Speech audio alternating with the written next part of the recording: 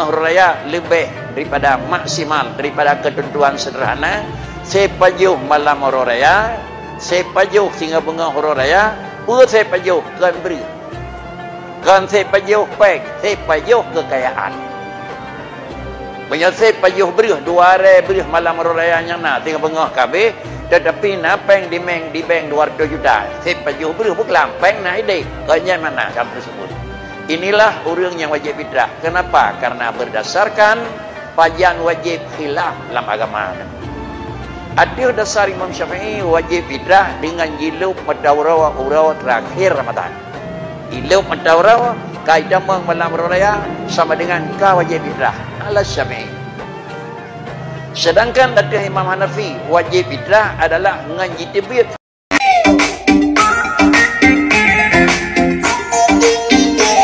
Assalamualaikum warahmatullahi wabarakatuh. Saudara Nun fi ayyi makan, semoga saudara sehat-sehat dan baik-baik saja serta dalam lindungan Allah Subhanahu wa taala. Menjawab fenomena yang terjadi di tengah-tengah masyarakat tentang sebatas mana kemampuan seseorang sehingga dia diwajibkan membayar zakat fitrah. Karena banyak yang beranggapan apabila tidak ada beras di rumah tidak wajib zakat fitrah. Tetapi dia tidak menghitung kekayaannya. Dan saudara sekalian, pada kesempatan ini dijawab tuntas dan terperinci oleh seorang ulama kita, guru kita, Abu Manan Blangjut. Inilah videonya. Dengan zakat fitrah, kapan zakat fitrah wajib? Zakat fitrah wajib seseorang manusia yang memiliki kelebihan di malam Id dan di hari Id. Malam raya dan bunga raya lebih daripada maksimal daripada ketentuan sederhana. Sepajuh malam raya, sepajuh singa bunga raya, sepajuh kan beri, kan sepajuh pek, sepajuh kekayaan. Banyak sepajuh beri dua hari beri malam raya yang nak singa bunga kabeh, tetapi napeng di bank 200 juta. Sepajuh beri bukan peng nak ide, kanya mana? Sepajuh kekayaan. Ada kala nak peng, ada kala nak lemo, ada kala nak danau belang, ada kala nak kedai. Itu semua ditaksir harga. Cukup? Cukup. Maka orang tersebut sudah wajib bayar zakat fitrah. Apabila kau wajib bayar zakat fitrah, siapa yang mesti? Di samping syaratnya adalah muslim. Maka siapa yang mesti bayar zakat fitrah? Yang mesti bayar zakat fitrah adalah seseorang manusia yang dia di samping muslim, dia hidup mendapat 2 jusuk istilah kita. Ujung Ramadan kena, awal Syawal kena. Artinya malam hameh, ura Rabu sebut, le jilub madaurah ura Rabu malam hameh, kalau terjadi katanya, si minit le jilub madaurah agaknya mentang udip, palingnya meninggal, nyurinya bayar fitrah. Ujung Ramadan na agaknya, awal Syawal na udip seminit. Kemudian adalah lihilu madaurah seminit, lihilu madaurah lahir bayinya nak payah bu kan haji demi awal Syawal tegai ujung Ramadan kalau lahir di permukaan alam. Ini adalah gedanya yang udip lihilu madaurah malam raya siat mentang keurangnya payah dah beri fitrah. Anemit bayi yang lahir lihilu madaurah siat mentang maka bayinya beri hana payah beri fitrah. Balik kira orang yang meninggal kira-kira haji, yo galam hidup madaurah dengan sendirinya anak payah tak bayar fitrah. Sedangkan sira bayi yang lahir yo galam hidup madaurah, dan yang sampai udip hidup madaurah, bayinya payah tak bayar fitrah. Timbal balik antara dua macam tersebut. Inilah orang yang wajib fitrah. Kenapa? Karena berdasarkan pajan wajib khilaf dalam agama.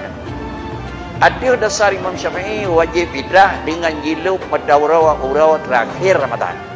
Ilmu madaurah kaidah malam raya sama dengan ka wajib fitrah ala Syafi'i. Sedangkan ada Imam Hanafi wajib fitrah adalah dengan jitibit fajar malam raya. Ilmu madaurah gelam kena fitrah. Kemudian malam jitibit fajar sehingga bunga si minit leh jitibit fajar madaudep ka payah bayar. Tetapi kalau fajar 5 minit tu ka meninggal gonyan peri.